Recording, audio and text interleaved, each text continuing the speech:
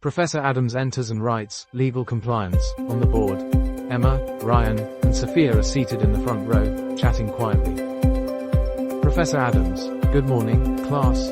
Today, we're talking about something that will be crucial in your careers as CMAs, legal compliance. Before we dive in, let me ask you, why do you think businesses need to follow laws and regulations? Emma, to avoid fines and legal trouble. Sophia, to protect their reputation and gain trust from investors and customers. Professor Adams, good points. Compliance ensures businesses follow financial, tax, corporate governance, and ethical standards. It's not just about avoiding trouble, it's about maintaining integrity and sustainability.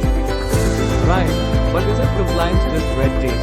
Don't companies care more about making profits? Professor Adams, that's a common misconception. Let me tell you a real story about a company that ignored compliance and paid the price. The Enron scandal, a lesson in compliance. Professor Adams, have any of you heard about the Enron scandal?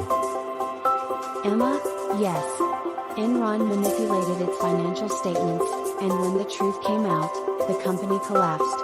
Sophia, and thousands of employees lost their jobs and retirement savings, right? Professor Adams, exactly. Enron executives used fraudulent accounting practices to make the company look more profitable. Investors trusted those numbers, but when the fraud was exposed, the stock price crashed, and Enron filed for bankruptcy. This scandal led to the Sarbanes-Oxley Act, SOX, in 2006. Right, so what does SOX do? Professor Adams, great question. The Sarbanes-Oxley Act introduces strict rules to prevent financial fraud. It requires 1. Accurate financial reporting. Companies must report their actual financial position honestly. 2. Internal controls. Businesses must establish systems to detect and prevent fraud. 3. CEO and CFO accountability.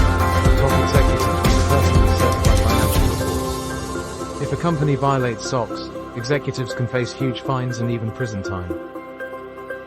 Ryan, wow, I thought compliance was just paperwork, but this is serious. A CMA's role in compliance. Sophia, Professor, what role do CMAs play in compliance? Professor Adams, great question. CMAs are key players in ensuring compliance. Here's how. 1. Financial reporting compliance. CMAs ensure reports follow GAAP, IFRS, and SEC regulations. 2. Internal controls and audits. CMAs design internal controls to prevent fraud and conduct audits to verify compliance. 3. Tax compliance. They ensure companies follow tax laws, avoiding penalties. 4. Risk management. CMAs help identify financial risks and create strategies to mitigate them. 5. Ethical decision making. CMAs uphold the IMA's statement of ethical professional practice to promote integrity. Emma, that makes sense. But what happens if a CMA is compliant? Professor Adams, the CMA knowingly engages in fraudulent activities or ignores compliance violations. They could face revocation of CMA certification, legal consequences, including fines or jail time, career damage, as no company will want to hire them again. Ryan, so CMAs have a huge responsibility to ensure companies follow the rules?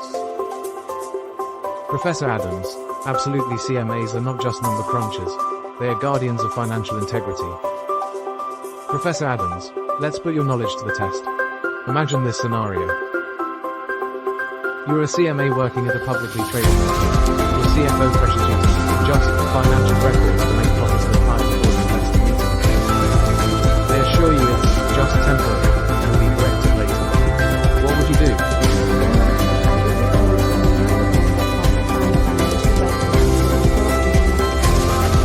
Sophia, I would document the conversation and report it through the appropriate channels. Ryan, at first, I might be tempted to do it since my job is on the line, but after learning about the risk, I report it too. The consequences of fraud are way worse. Professor Adams, that's the right approach. As a CMA, your job is not just to follow orders, but to uphold transparency and integrity. Compliance isn't just a legal duty, it's an ethical responsibility. The impact of compliance on business success. Professor Adams, now that we understand compliance risks, let's talk about why compliance is good for business. Sophia, it builds trust with investors and stakeholders. Emma, It prevents fines and legal trouble, saving the company money in the long run. Ryan, it also creates a good work environment. If employees know their company follows ethical practices, they'll feel safer. Professor Adams, exactly, compliance is not just about avoiding legal trouble.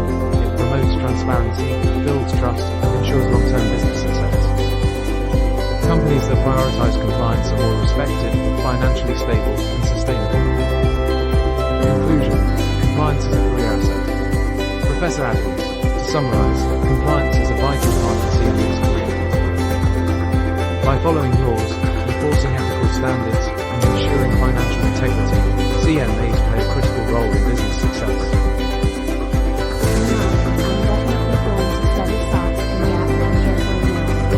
Sophia, I've always been interested in ethics and governance, and now I see how CMAs can drive change.